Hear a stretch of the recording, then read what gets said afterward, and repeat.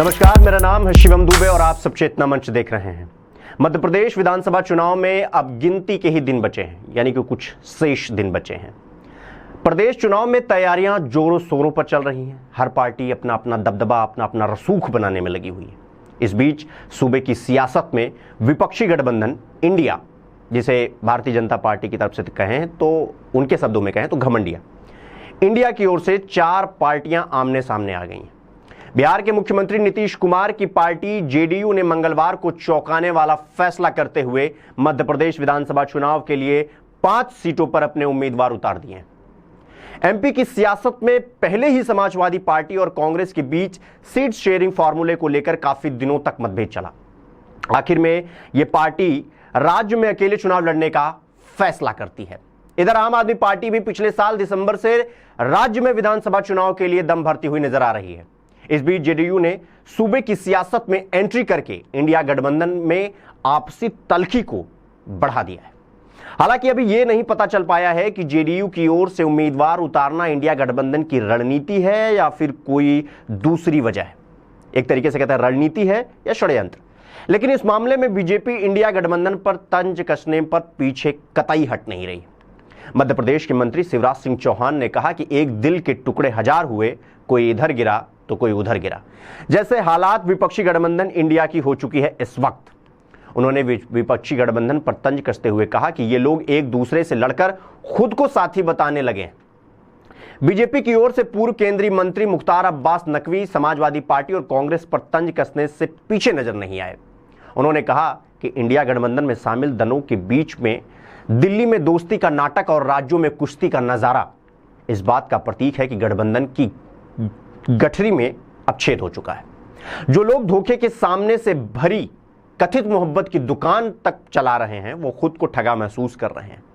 इधर एमपी चुनाव के लिए समाजवादी पार्टी और कांग्रेस के बीच सीट बंटवारे को लेकर कथित विवाद पर बिहार बीजेपी के नवनिर्वाचित प्रदेश अध्यक्ष सम्राट चौधरी ने सपा को औकात बताने पर उतर आए हैं। उन्होंने कहा कि कांग्रेस अपनी राजनीतिक स्थिति जानती है और समाजवादी पार्टी को मध्य प्रदेश में उनकी औकात दिखाने का काम किया है। बीजेपी नेता सम्राट चौधरी ने कहा कि नीतीश कुमार की तो वहां, यानी मध्य प्रदेश की बात कर रहे हैं वो, उन्होंने कहा कि मध्य प्रदेश में कोई हैसियत ही नहीं है। अब तो इनकी जेडीयू स्थिति ऐसी हो गई है कि बिहार में भी इनका खाता तक नहीं खुलने वाला है। आपको बता दें कि जेडीयू नेता नीरज कुमार ने पीटीआई से बात करते हुए कहा कि इंडिया गठबंधन 2024 के लोकसभा चुनावों को ध्यान में रखते हुए बनाया गया है। बिहार के मुख्यमंत्री नीतीश कुमार विपक्ष के शीर्ष नेताओं में से एक हैं। उन्होंने ही सार्वजनिक रूप से कहा था कि विपक्षी गठबंधन की बातचीत कांग्रेस के बिना नहीं हो सकती।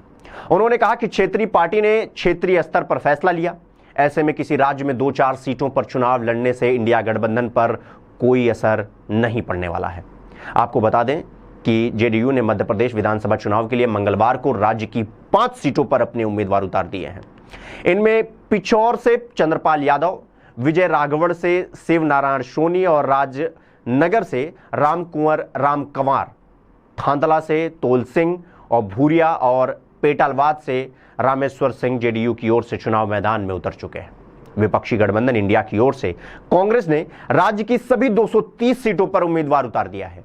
वहीं सपा 28 सीटों पर लड़ रही है, जबकि दिल्ली के मुख्यमंत्री अरविंद केजरीवाल की आम आदमी पार्टी ने भी 69 सीटों पर अपने उम्मीदवार उतार दिए हैं, 69। हालांकि केजरीवाल की पार्टी ने पहले से ही साफ कर दिया है कि वो मध्य प्रदेश में भी किसी भी सीट पर चुनाव लड़ेंगे और लड़ने के लिए तैयार भी हैं। ऐसे में कयास लगाए जा रहे हैं कि आम आदमी पार्टी जल्द ही कई और सीटों पर अपने उम्मीदवार उतार सकती है। 230 सीटों वाले मध्य प्रदेश में 17 नवंबर को विधानसभा चुनाव होने वाले हैं और जिसका नतीजा 3 दिसंबर को आएगा। यानी कि 4 पार्टियां उतर चुकी हैं इंडिया गठबंधन की और ये सब एक एक करके अपने अपने उम्मीदवार उतार रहे हैं और कैमरे के सामने आते ही ये कह रहे हैं कि हम सब एक हैं और हम सब मिलकर मौजूदा सरकार यानी बीजेपी को इस बार तख्ता पलट करके दिखा देंगे। हालांकि आपकी इस पे राय क्या बनती है, आप हमें कमेंट बॉक्स में बता सकते हैं।